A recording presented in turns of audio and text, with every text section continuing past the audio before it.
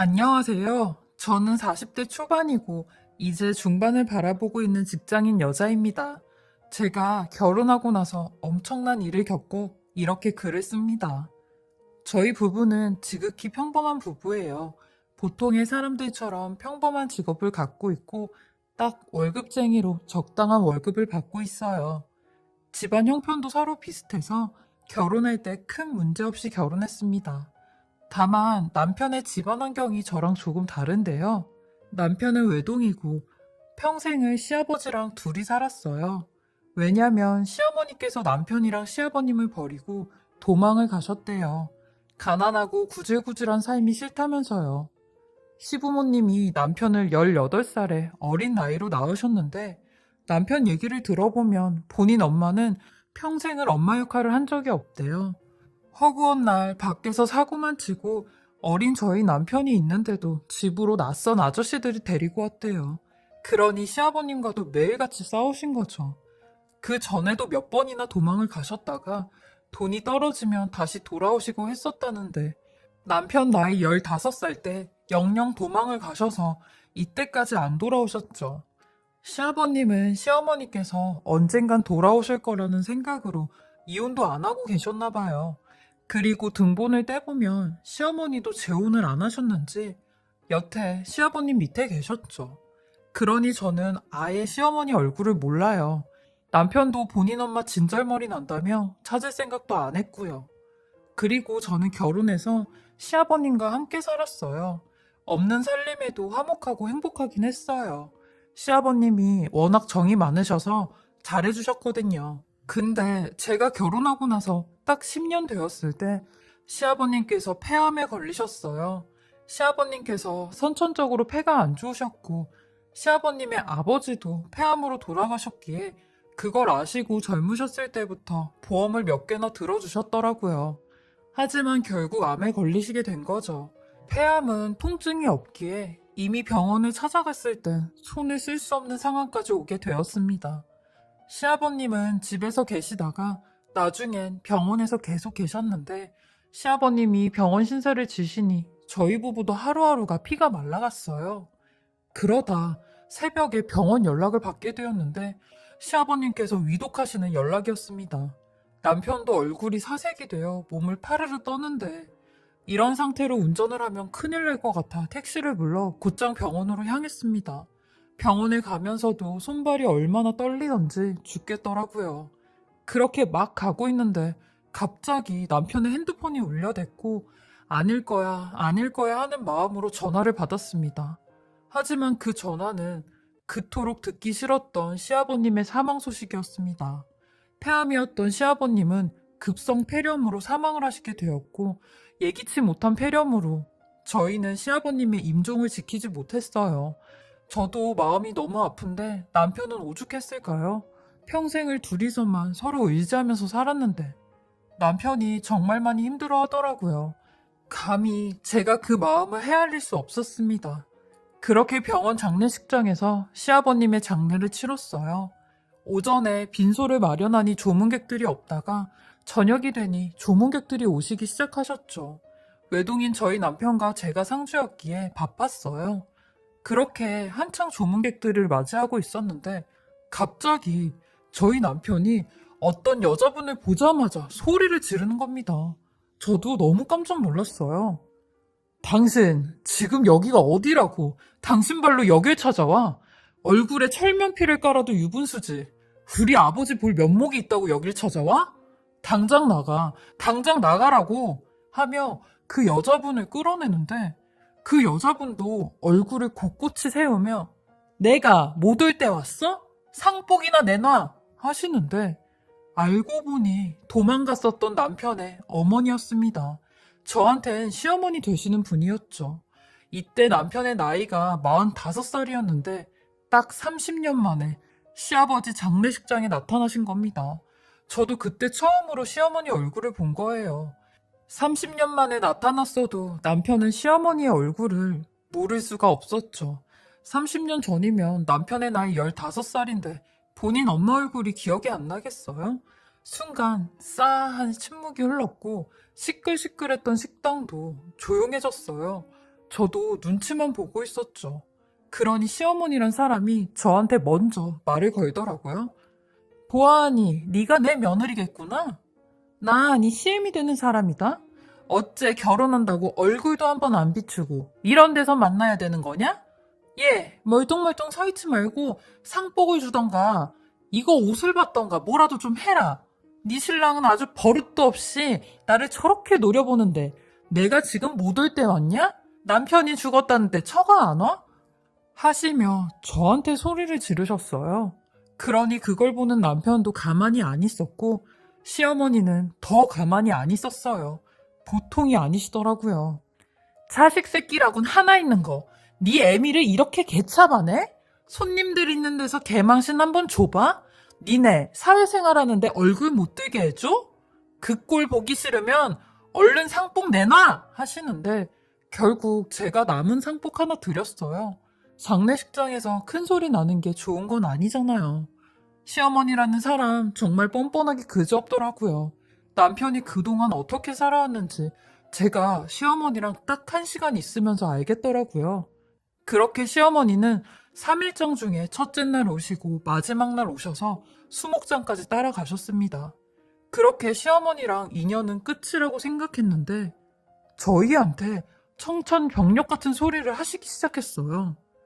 사실 니네한테 말하는 게 하나 있는데 나 네 아버지 암 걸린 거 알고 있었단다? 박씨 아저씨한테 들었었어. 여기서 박씨 아저씨는 시아버님의 친구분이며 시어머니를 소개시켜 주신 분이세요. 그래서 서로 다 아는 사이였죠. 그래서 네 아버지 병원에 있다는 소리 듣고 내가 몇 번이나 병원에 가서 병간호하고 그랬었다? 일부러 너한테는 얘기하지 말라고 내가 네 아버지한테 신신당부한 거고 여기 증거 사진도 있으니까 봐라 하시는데 정말로 시아버님이랑 같이 찍은 사진이 대여섯 장 정도 있었어요. 남편도 뭐지? 하는 눈치였죠. 근데 그것도 잠시 시어머니는 그 검은 속내를 드러내기 시작했어요.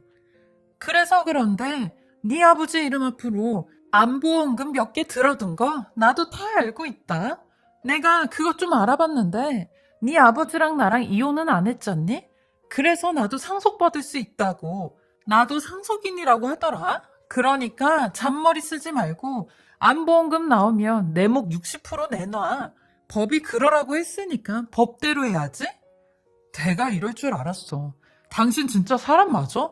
30년 동안 자식 버리고 남편 버리고 도망가 놓고 뭐? 이제 와서 아내라고 보험금을 달라고? 내 아버지 목숨값을 달라고? 당신은 하늘이 무섭지도 않아? 나는 절대 못 줘. 아니, 그 돈을 왜 당신한테 줘야 돼? 이 버러지 같은 인간아. 뭐? 버러지? 하시며 남편의 얼굴을 쳤고 아휴, 내가 이딴 놈 낳고 미역국을 먹었으니 등신이 따로 없네. 네가 돈 못 준다고 발악해도 법이 그렇다는데 법이 주라는데 어쩔 거야? 당신이 언제부터 그렇게 법 따지면서 올바르게 살았어? 자식 남편 다 버리고 왔으면서 우리한테 해준 게 뭐가 있다고 이제 와서 아버지 돈을 탔네? 당신이 그런다고 내가 겁낼 줄 알아? 나도 가만히 안 있지. 나도 소송 걸 거야. 이 무식한 놈아, 네가 암만 소송 걸어도 계란으로 바위치기라니까. 내가 변호사 데리고 네 앞에 다시 올 테니까 그렇게 알고 있어. 하시는데 듣자 하니 저도 너무 화가 나 한마디 했어요. 저기요, 법이 그렇다고 해도 사람이 양심이 있어야죠. 저도 아이 키우는 엄마예요. 저는요, 애들 버리고 가라고 해도 한 발자국도 발이 안 떨어질 것 같아요. 근데 그쪽은 버렸잖아요. 그럼 최소한 다시 돌아오진 말아야죠. 근데 그 돈이 그렇게 탐이 나서 다시 오셨어요? 무슨 낯짝으로 와서 돈을 달라고 하세요? 당신은 두 사람한테 미안함도 가책도 안 느껴지세요? 야, 그래서 내가 니들 대신 몇 번씩 병간호하러 다녔잖아. 그러는 니들은 네 아버지한테 뭘 했어? 병간호 한번 제대로 한 적 있어? 이것들이 아주 쌍으로 뭐 하는 거야? 니들은 천륜도 없어? 그리고 너는 니네 엄마한테도 말을 이따위로 하니? 며느리라는 것도 똑같네, 똑같아. 병간호를 제대로 했냐고요? 결혼해서 이날이 때까지 이 사람이 아버지 모시고 살았어. 아버지 아프셨을 때도 병수발 다 들고 힘든 거, 더러운 거 다 치우면서 살았다고. 당신이 무슨 자격으로 이 사람을 판단해? 당신이야말로 그 보험금이 탐이 나서 아버지의 변수발했겠지. 어디서 어줍지도 않은 사진 몇 장 보여주면서 증거라고 하고 있어. 내가 당신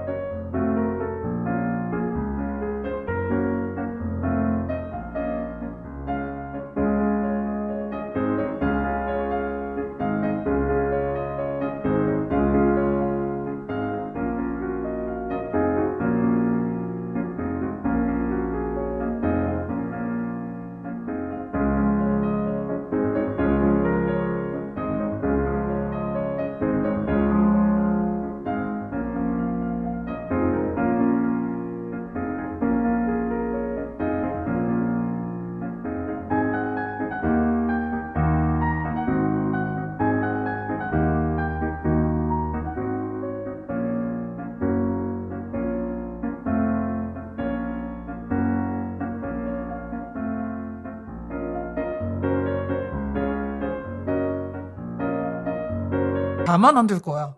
했고, 시어머니도 나도 니네 가만 안 둔다면서 씩씩대고 가셨어요. 그로부터 딱 3일 후, 시어머니는 정말 변호사를 대동해 저희를 찾아왔고, 그 변호사는 상속법과 법정 상속분을 운운하며 배우자인 시어머니한테 시아버님의 유산의 1.5 지분을 지급하라고 했어요. 시아버님께서 갖고 계신 유산은 아무것도 없고 암보험금 뿐이니 보험금의 60%를 시어머니한테 줘야 되는 상황이었고 저희가 법적으로 할 수 있는 게 아무것도 없었습니다. 정말 불리하고 억울하지만 얄짤없이 보험금의 60%를 시어머니한테 지급해야 되는 상황이었어요. 저희도 나름 변호사를 알아봐서 상담해봤는데 이건 무조건 줘야 된대요. 분해도 시어머니 말대로 정말 법이 그랬거든요. 이런 법을 시어머니는 악용한 거고요. 그렇게 시아버님의 보험금 심사가 끝이 나고 보험금이 지급이 되었어요. 시아버님은 살아생전 물려줄 게 보험금밖에 없다며 저금은 못하셔도 보험금 하나는 열심히 내셨다는데 그 말씀처럼 보험금이 꽤 많이 나왔습니다. 보험회사 직원분은 시아버님 핸드폰으로 관련 서류를 하나 보내겠다고 확인을 해보라고 해서 시아버님의 핸드폰을 열었는데 저희 부부는 시아버님 핸드폰을 보고 정말 깜짝 놀랐습니다. 장례 때문에 정신이 없어 시아버님 핸드폰을 그때 처음 봤었는데 그걸 보고 시아버님이 하늘에서도 저를 돕는다고 생각했어요. 시아버님은 본인 핸드폰에 무수한 증거들을 많이 남기셨고 시어머니랑 했던 통화 녹음부터 문자까지 전부 다 저장을 해두셨더라고요. 그걸 보고 저희는 시아버님 핸드폰을 전부 다 빠짐없이 보았어요. 시어머니는 시아버님의 건강 악화와 보험 얘기를 박씨 아저씨한테 듣고는 아주 계획적으로 시아버님께 접근을 했더라고요. 녹음된 통화 내용엔 여보, 지난 세월 동안 나도 후회 정말 많이 하면서 살았어. 당신이 아프다는 소리 듣고 나도 정신이 들더라고. 당신이 나 때문에 이렇게 아픈 것 같기도 하고 내가 사죄하는 마음으로 이제라도 당신 돌봐줄게. 라는 내용부터 여보, 그 당신이 들어둔 보험금 있잖아. 그거 대리인을 나로 돌려주면 내가 그동안 우리 아들한테 못 준 사랑 다 줄게. 그러니까 그거 좀 바꿔주면 안 될까? 하는 얘기까지 있었네요. 저희 시아버지가 내가 머리에 총 맞았냐고 절대 안 된다고 하니 시어머니는 반강제적으로 야, 이 영감아, 당신이 그딴 식으로 나오면 나도 당신 병간호 안 해줄 테니까 그렇게 하라. 그러니까 빨리 내 말대로 하라고 하셨더라고요. 시모는 상속에 대해 억지로 유언을 시킨 겁니다. 그리고 통화뿐만이 아니라 문자도 수십 통을 보내셨더라고요.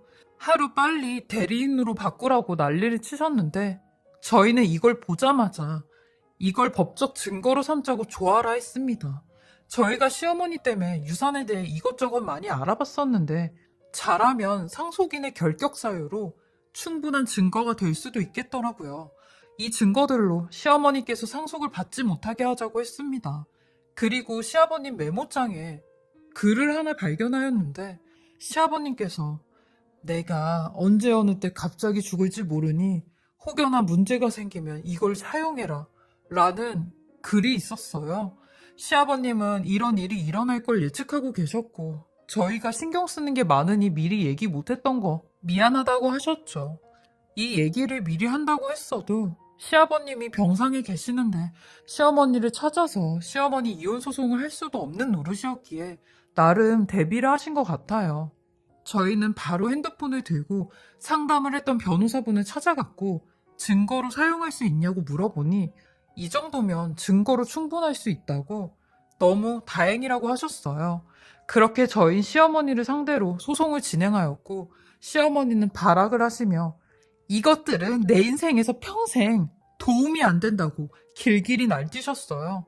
저희 남편도 시어머니한테 당신도 내 인생에서 도움 안 되는 건 매한가지라고 당신은 천벌받아야 마땅하다고 했네요.